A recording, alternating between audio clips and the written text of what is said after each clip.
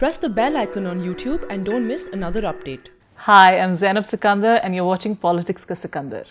Today I'm going to talk about Kashmir again. Now I know this topic has been beaten to death and I know that the nation is pretty much divided on what they feel about the abrogation of Article 370.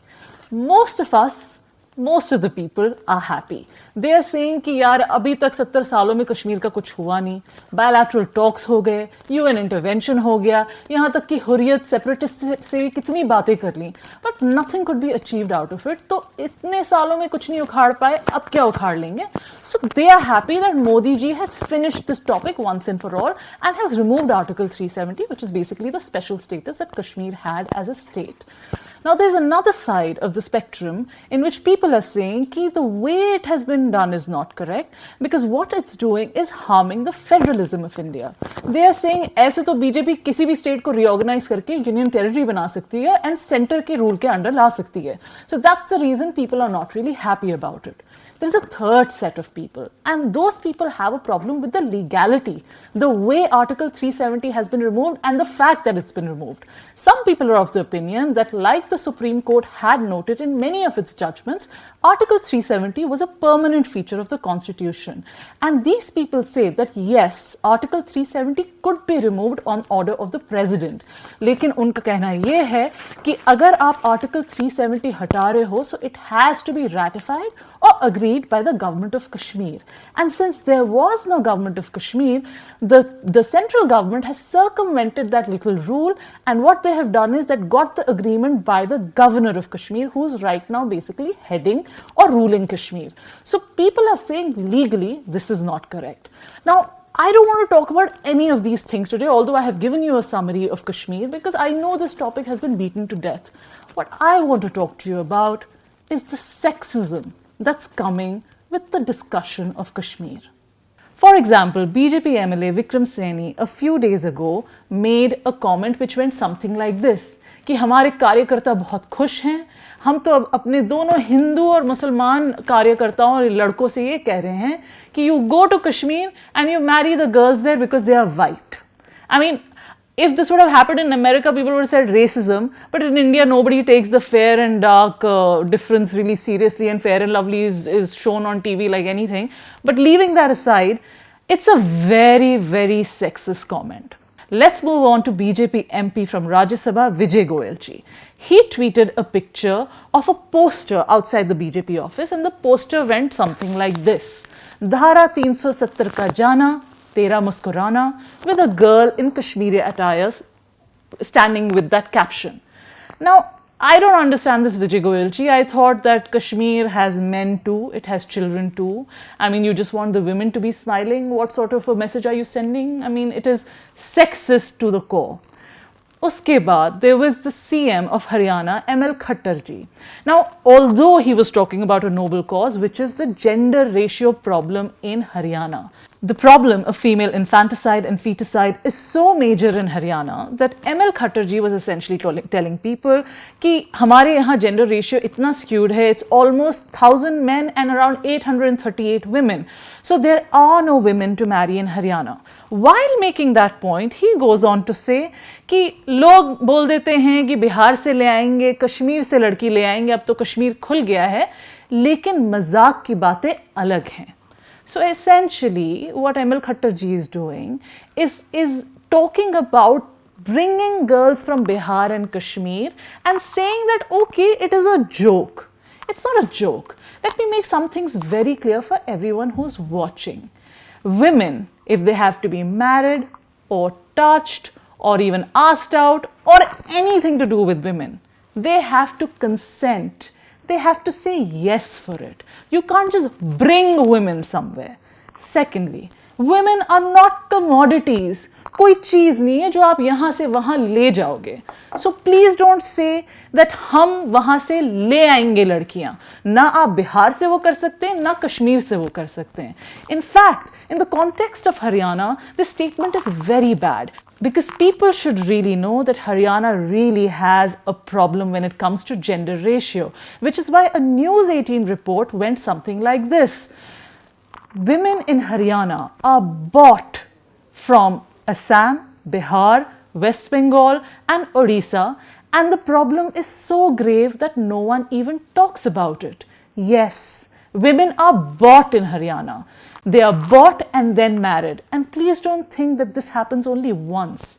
Once the woman bears a male child to the man, the woman is sold off again. The conversation around Kashmir has become so sexist and so grim that the Akal Takht, which is the highest temporal seat of the Sikhs, have given out a statement. And the statement is something like this, that if the Kashmiri women are spoken of the way they are being spoken of at the moment, we, their brothers, will protect them. Because this kind of conversation around Kashmiri women is reminding them of the way their mothers, their wives, their daughters and their sisters were raped during the 1984 riots. 1984 se yaad aaya, Congress.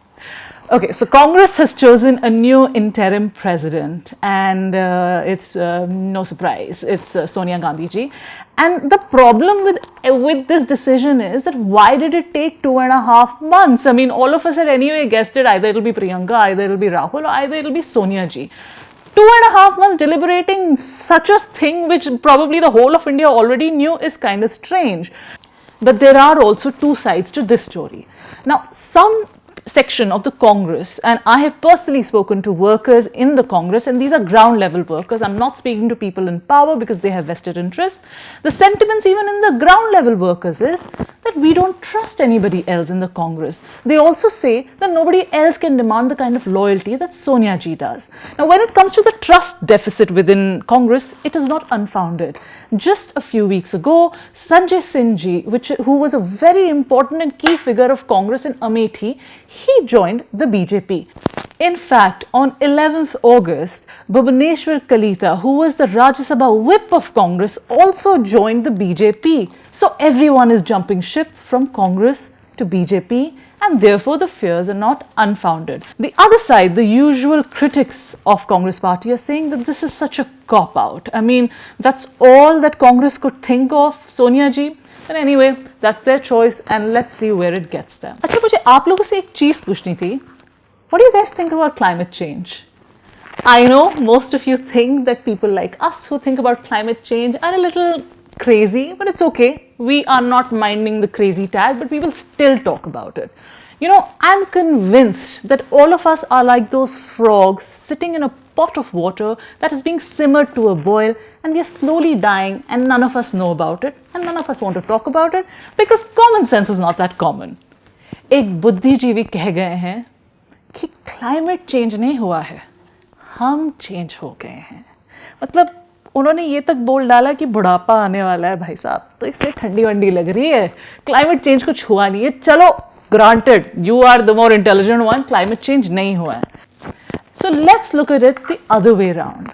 Have you noticed India is being ravaged by floods right now? And if you don't want to accept the climate change argument, don't. Let's talk about the government incompetence. Maharashtra is right now the poster boy if somebody has to make an argument about climate change. But I will not make an argument about climate change. I will just tell you details. Maharashtra, just one single state, is seeing both floods and drought. Marathwada region of Maharashtra is right now under the worst spell of drought. All the dams have dried up. The situation is so bad that the government, for getting some water on the ground because the land is so parched, is doing cloud seeding. अब मैं आपको बताऊंगी cloud seeding क्या होती है. In cloud seeding, basically certain particles are thrown in the air, particles like silver iodide or dry ice. Now, when these particles go in the air at all times has moisture in it. In fact, अगर moisture नहीं होता तो आप और मैं आम पापड़ जैसे दिख रहे होते. We would have been so dry. So basically, air has moisture all the time, and when these particles find this moisture, they attach to it and turn it into supercool water. The supercool water crystallizes, and when it crystallizes, it becomes heavy and it falls. On its way down, it again turns into water, and there is an artificial rain created. Anyway, if Marathwada is seeing a drought, the southern parts of Maharashtra are ravaged by floods. And let me make it very clear, the people who are evacuated, you and I, will never face such problems. हम लोगों को इन चीज़ों के बारे में समझ नहीं आएगा because you and I never face it. It's always the poor people who face it. And it's devastating. Some of the pictures coming out of Maharashtra of Karnataka are absolutely heartrending. The drought basically means that people have no food to eat. People are either starving to death or they are drowning to death. इस बात पे मुझे एक शेर याद आ रहा है. शर्म आती है कि उस शहर में हम हैं कि जहाँ ना मिले भीख तो लाखों का गुजारा ही ना हो. We must understand that the weather conditions are actually ruining people's lives. People are dying on a daily. Karnataka has over 2 lakh people that have been evacuated. While 28 people have died in Maharashtra, 17 people have died in Karnataka. But what do we see the authorities doing there? A BJP minister was seen rowing a boat. But what was he doing rowing the boat? He was actually doing nothing. He was reaching nowhere. It's quite symbolic. कहीं पहुंच नहीं रहे थे. There were 7-8 poor people in neck deep water pulling that boat for him while he was photo hopping with the rowing of the boat. And that completely pisses off anyone who has a little bit of humanity in them. Now I'm going to give you another piece of information. Do you know a 29-year-old woman has been detected with 4th stage of lung cancer? She comes from a family where no one smokes. Now, although the identity of this woman has not been revealed, the hospital where she is admitted, which is Gangaram Hospital in Delhi, has revealed that this woman lives in Gazipur. Now, आप जानते हैं गाजीपुर क्या है, कहाँ है? गाजीपुर दिल्ली में है और गाजीपुर में ना एक अजूबा है. And that ajuba is sort of, breaking the records of the Taj Mahal. Really, you have another monument to really be proud about, and it's right here in Delhi. And that huge ajuba, which is going to beat the height of Taj Mahal next year, is a garbage dump. Yes, there is a landfill in Gazipur that is going to be taller than the Taj Mahal by next year. Its area is equivalent to 40 football pitches. The place is so toxic and so full of methane gas that it combusts on its own, and there is fire every now and then there. The smoke that comes out of the toxic fires that combust in this garbage dump are so lethal that there was a report that breathing in Delhi is equivalent to smoking 44 cigarettes a day. मतलब हम सब chain smokers हैं, just deal with it. Don't say I don't smoke, say I smoke, because we all are smoking anyhow.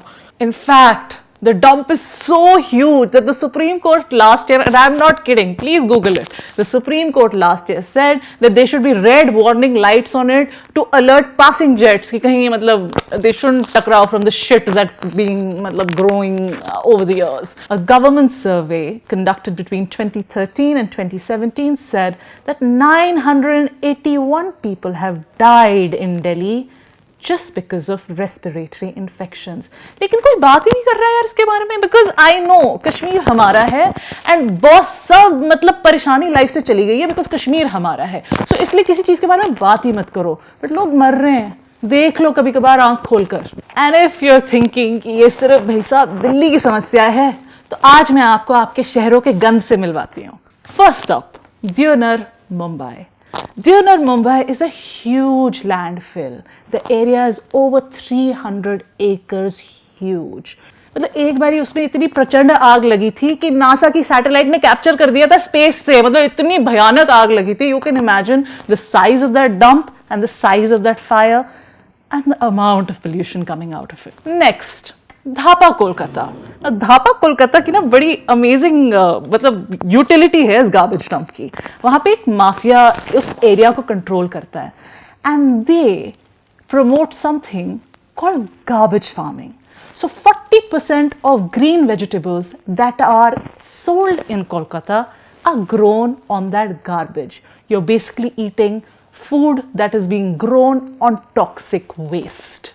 Next, Perangudi and Kodungayur in Chennai.